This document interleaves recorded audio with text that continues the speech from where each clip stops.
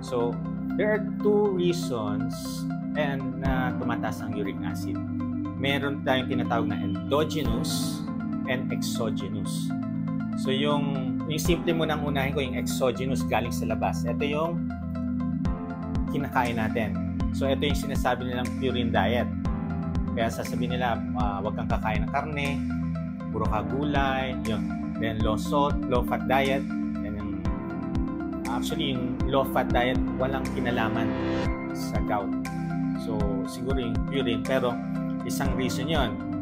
So, yung pangalawa is endogenous. Alam niyo po ba na ang katawan natin nagpo-produce ng uric acid?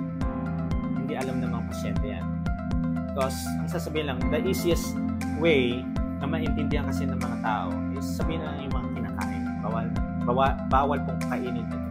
Okay? Pero, 2/3 of your uric acid is produced by your body, yung RNA and DNA. So, ATP. Pagka ginamit mo energy ang katawan mo, nagpo-produce ng uric acid. So, kung kukunan ko ng synovial fluid, ito yung mga tubig sa ating joints, sure ako may uric acid. Hindi marami, pero meron. So, talagang katawan natin, nagpo-produce talaga ng uric acid. Bakit overproduction ng uric acid? Because pagka may inflammation sa katawan natin, ang maganda sa uric acid, hindi ito masama. Ang uric acid, alam nyo, antioxidant siya. Anti-inflammation pa siya. So, nag-boost siya ng immune system. Okay? Kaya yun yung maganda. The problem ngayon dun sa uric acid, too much uric acid, ang problem yung paglabas naman ng uric acid. Bakit hindi na ilalabas ang uric acid? Baka may problem sa kidney. Acidic ang katawan. Mahina sa tubig ang pasyente na mayroong gout. Kaya pagka mahina ang pag-inom ng tubig, magkakaroon ng gouty arthritis. Kaya ito yung mga titingnan ninyo. 2/3 siya. So, yung sa kinakain, mababa lang porsyento yan. Actually, 5 to 10 times mas mataas ang endogenous, yung galing sa katawan, compared dun sa kinakain natin.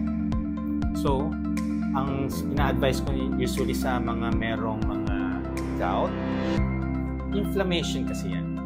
So, you eat inflammatory foods, you may have gout, or ang taas ng possibility na magkakaroon ka ng gout. Ang isang is pagka insulin resistant ka, halimbawa diabetic. Usually ang diabetic, acidic ang katawan. And mga obese,